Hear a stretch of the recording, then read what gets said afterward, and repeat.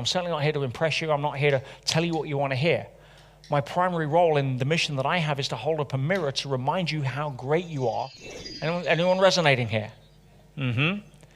And it's coming from the right place, but it's being driven by a sense of survival in a time of your life where you face massive uncertainty, and often in your mind, whether it was real or not from the parents is irrelevant, perception is reality at that level.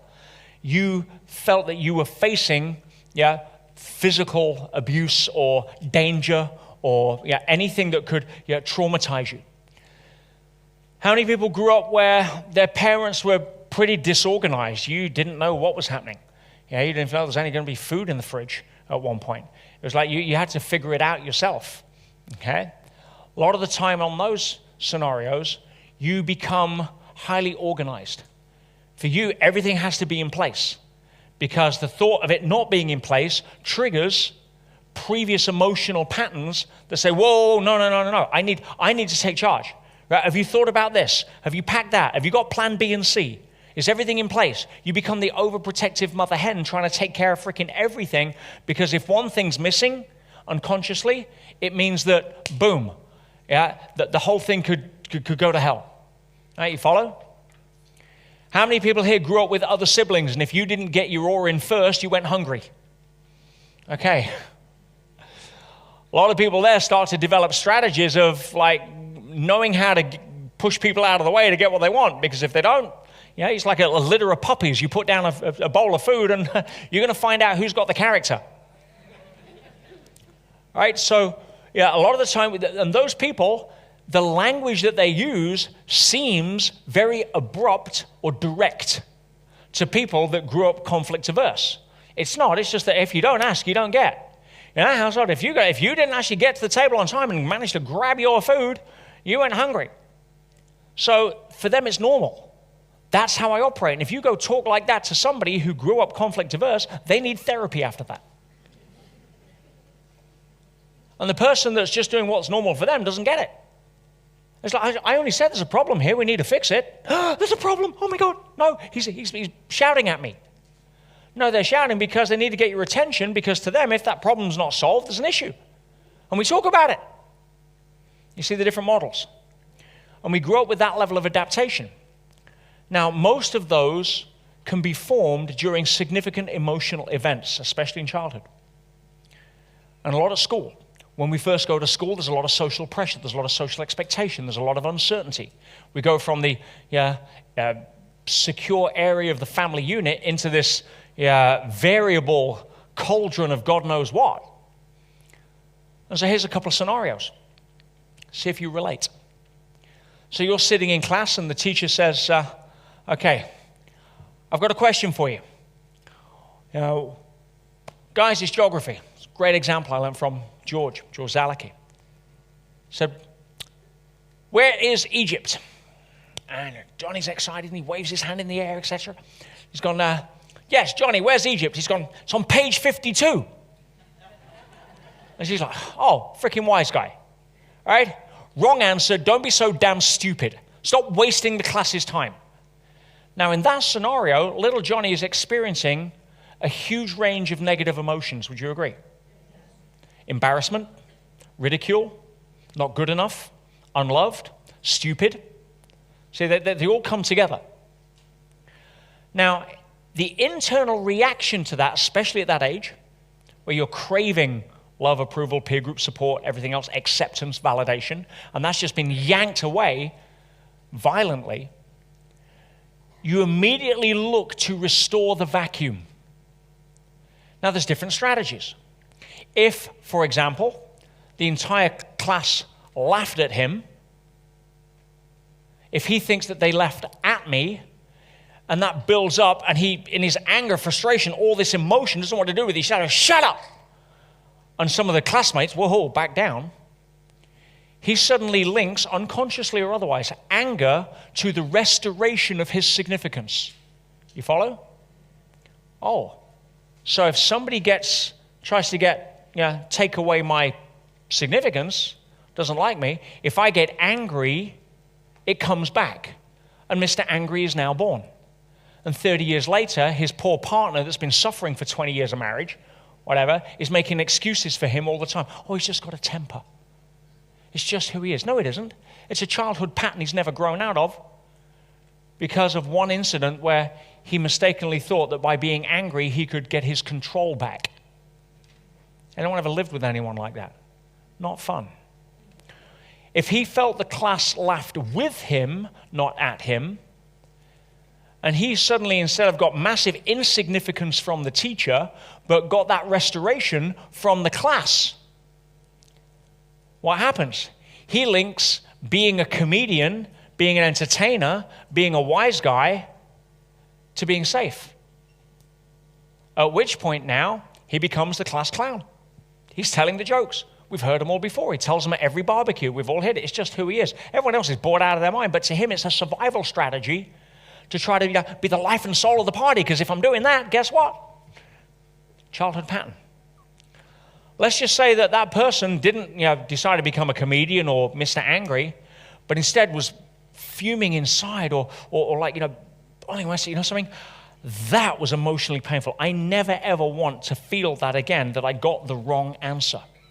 So now they go on a lifelong quest of seeking knowledge mastery. Because I need to know the answer to every question. Because I don't want to appear stupid again. So I'm going to work hard. I'm going to get A grades. Not because I want to be smart, not because I'm passionate about a particular subject, but because I'm trying to avoid the fear that I'm not enough. You follow? And therefore, I'm going to get my qualifications. I'm going to get my college degree. Then I'm going to go get my MBA. Then I'm going to get my PhD. Then I'm going to do something else. And guess what? With every single certificate on the wall, they're trying to patch the cracks of a broken heart. And no amount of paper is going to do that. No amount of certificate, validation, external approval, anything, crowd in Vegas giving standing ovations, no amount of that is going to cover over the emotional fault line that exists under the surface, waiting for the next potential quake to shake it loose. That's when we start to realize that maybe there's a little bit more to the game that's going on under the surface that I want to have a look at. And I've often said that my role here, guys, is not to try to do anything. I'm certainly not here to impress you. I'm not here to tell you what you want to hear. My primary role in the mission that I have is to hold up a mirror to remind you how great you are, but also that requires courage to look in the mirror to begin with. And that's going to be scary for some of you. But that's okay. That's why I want to create a safe environment here and on the live stream so that we can actually get to the heart of some of the shifts. Because you make one shift there, now you're free. Now you can move forward. Now you got to go on stage and sing your heart out, and you go home at night and you lie in bed tired and victorious. Not tired and wondering, I've got to do it again at some point to stave off the demons, to avoid the insecurities. Or will I just distract myself with alcohol? Will I distract myself with social media or computer games or gambling or pornography or whatever it may be? Just because I don't want to be able to sit there and face that level of fear. Is this making sense? Yeah? And nobody talks about this. Everyone's too busy trying to distract you with whatever the next thing is in order to get to the next part of the sunset running east so you can feel good about yourself for another 20 seconds before you go home.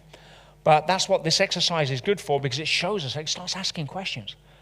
Now, what is my go-to and why? What am I actually avoiding and why? What is the inherent personality? So if I can make a shift there.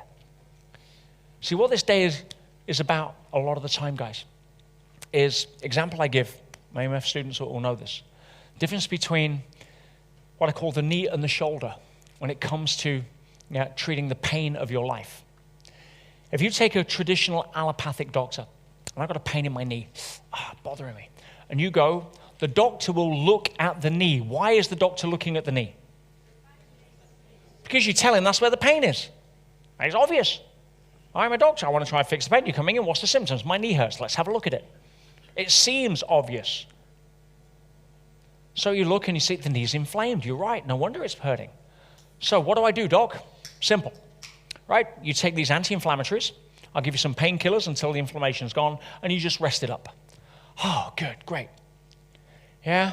I just go to a seminar, I get motivated, I set some new goals, I buy a new course, seems great. And what happens? Your knee gets better, and then a little while later, it's aching again. Ow, I thought I'd fixed that, it's come back. Anyone ever heard that in medical terms? Oh, it's come back. Yeah. Why? Because you never fixed the reason it was there in the first place. You masked the pain. So if you go to more of a holistic doctor, and then you say, he says, what's the issue? He says, there's a pain in my knee. He doesn't look at the knee. He looks for what's causing the pain in the knee. And he stands back and he does an assessment, and he realizes that, you know something? You've got a really tight shoulder muscle here, which most of us have and we don't realize. Most of us carry stress in many different ways, especially if you're shrugging at computers, or you've got all the stress, or you're uptight. And this muscle has really gone into spasm. Right? You don't notice it. There's a knot underneath there that's really tight. I'm feeling my shoulder, but it doesn't hurt. It's my knee that hurts. Well, that's because what's happening is your hips are compensating for this tight shoulder, which is putting your body out of balance. So your hips are compensating. You're putting more weight on one side than the other, which is putting more pressure on one of the knees, and now your knee's becoming inflamed. So what do? You stop being distracted by the knee, which will then, it's come back. You start treating the shoulder, and the knee magically gets better. Everybody follow? My job here is to invite you to stop looking at the knee. I don't have enough money. Knee. I need more abundance. Knee.